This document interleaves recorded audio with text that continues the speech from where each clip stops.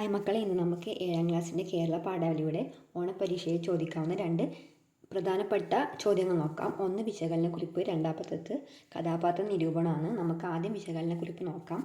മഴവും തീയുമായി കഴുകൻ കണ്ണുമായി വരില്ലയോ മർത്തൻ അവിടെയും നാളെ, ഇനി പന്തിരാണ്ട് കഴിയുമ്പോൾ വീണ്ടും കിഴക്കേ മേട്ടില കുറിഞ്ഞു പൂക്കുമോ, കുറിഞ്ഞി പൂക്കൾ സുഗതകുമാരി. അടുത്തത് എല്ലാം നശിപ്പിക്കുന്നവർക്ക് വേണ്ടിയല്ല, പ്രകൃതിയെ പൂജിക്കുന്നവർക്ക് വേണ്ടിയാണ് ഈ മനോഹാരിത, ഭൂമിക്ക് വേണ്ടിയൊരു ലാവണ്യ ദൃശ്യോത്സവം. യൂണിറ്റിലെ ആശയങ്ങളും സുഗതകുമാരി ടീച്ചറിൻ്റെ കവിതയിലെ ആശയങ്ങളും വിശകലനം ചെയ്ത് കുറിപ്പ് തയ്യാറാക്കുക. 2 കവിതകളിലും പ്രകൃതി സംരക്ഷണവും നശീകരണവുമാണ് പ്രധാന ആശയം. സുഗതകുമാരിയുടെ കുറിഞ്ഞിപ്പൂക്കൾ 12 വർഷത്തിലൊരിക്കൽ മാത്രം പൂക്കുന്ന നീലക്കുറിഞ്ഞിയെക്കുറിച്ചാണ്. മനുഷ്യൻ പ്രകൃതിയെ നശിപ്പിച്ചാൽ നാളെ ആ കാഴ്ച കാണാൻ പറ്റുമോ എന്ന ആശങ്കയാണ്. മഴവും തീയുമായി കഴുകൻ കണ്ണുമായി എന്നത് പ്രകൃതി നശിക്കുന്നതിൻ്റെ ഭാവനയാണ്. രണ്ടാമത്തെ കവിതയിൽ പ്രകൃതിയുടെ സൗന്ദര്യം നശിപ്പിക്കുന്നവർക്കല്ല, സംരക്ഷിക്കുന്നവർക്ക് വേണ്ടിയാണ് എന്ന് പറയുന്നു. രണ്ടിലും മനുഷ്യൻ്റെ പ്രകൃതി നശീകരണത്തിനെതിരെയുള്ള മുന്നറിയിപ്പുണ്ട്.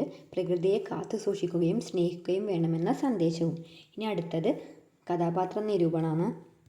കിളിയുടെ കൂട്ടുകാരൻ. അപ്പുവിന് കിളികളോട് വല്ലാത്ത ഇഷ്ടമായിരുന്നു. രാവിലെ ഉണരുമ്പോൾ കിളികളുടെ പാട്ടും കളകളാരവും കേട്ടാണ് അവൻ കണ്ണു തുറന്നിരുന്നത്. അവൻ കിളികളെ ശല്യപ്പെടുത്താതെ ഒരു മരത്തിൻ്റെ പിന്നിൽ ഒളിഞ്ഞിരുന്ന് അവയുടെ ഓരോ ചലനവും നിരീക്ഷിക്കും. അവയുടെ നിറങ്ങൾ, ശബ്ദങ്ങൾ, ചിറകടിച്ചു പറന്നു വരുന്ന രീതി എല്ലാം അപ്പുവിന് ഇഷ്ടമായിരുന്നു. ഒരു ദിവസം അപ്പു കാട്ടിലൂടെ നടക്കുമ്പോൾ ഒരു കുരുവി താഴെ വീണ് കിടക്കുന്നത് കണ്ടു. അതിന് പറക്കാൻ കഴിഞ്ഞിരുന്നില്ല. അവന് വിഷമമായി. അവൻ പതുക്കെ അതിനെ കയ്യിലെടുത്തു. അതിൻ്റെ കുഞ്ഞിക്കാൽ ഒടിഞ്ഞിട്ടുണ്ടായിരുന്നു. അവൻ കുരുവിയെ വീട്ടിലേക്ക് കൊണ്ടുപോയി. അമ്മയുടെ സഹായത്തോടെ മരുന്ന് വെച്ച് കെട്ടി. ഒരു ചെറിയ പെട്ടിയിൽ കൂടൊരുക്കി. ദിവസവും വെള്ളവും അരിമണികളും കൊടുത്തു. ആദ്യമൊക്കെ പേടിച്ച് മിണ്ടാതിരുന്ന കുരുവി പതിയെ അവനോട് ഇണങ്ങി. അപ്പുവിൻ്റെ വിരലിൽ നിന്ന് ഭക്ഷണം കൊത്തിപ്പറുക്കി ഭക്ഷിച്ചു. ഒരു നാൾ അത് കാട്ടിലേക്ക് തന്നെ പറന്നുപോയി. ഇടയ്ക്കെല്ലാം അപ്പുവിൻ്റെ തൊടിയിലെ സന്ദർശനായി മാറി. മനസ്സിലെ കിളി എന്ന കഥയിലെ പിക്ലുവിനെ പോലെ ഈ കഥയിലെ അപ്പുവിനെ നിങ്ങൾക്ക് ഇഷ്ടമായില്ലേ? അപ്പുവിൻ്റെ സഹജീവി സ്നേഹവും നന്മയും മനസ്സിലാക്കിയല്ലോ. അപ്പു എന്ന കഥാപാത്രത്തെക്കുറിച്ച് നിരൂപണം തയ്യാറാക്കൂ. അപ്പോൾ നമുക്കത് നോക്കാം.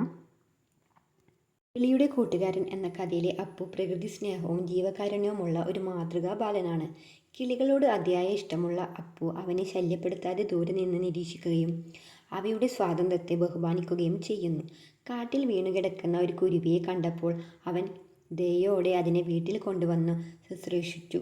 മുറിവിന് മരുന്ന് വെച്ചും സമയത്ത് ഭക്ഷണം കൊടുത്തും അവൻ ആ കുരുവിയെ രക്ഷിച്ചു. സുഖമായപ്പോൾ അതിനെ തിരികെ കാട്ടിലേക്ക് പറഞ്ഞു വിടാനുള്ള മനസ്സും അവനുണ്ടായിരുന്നു.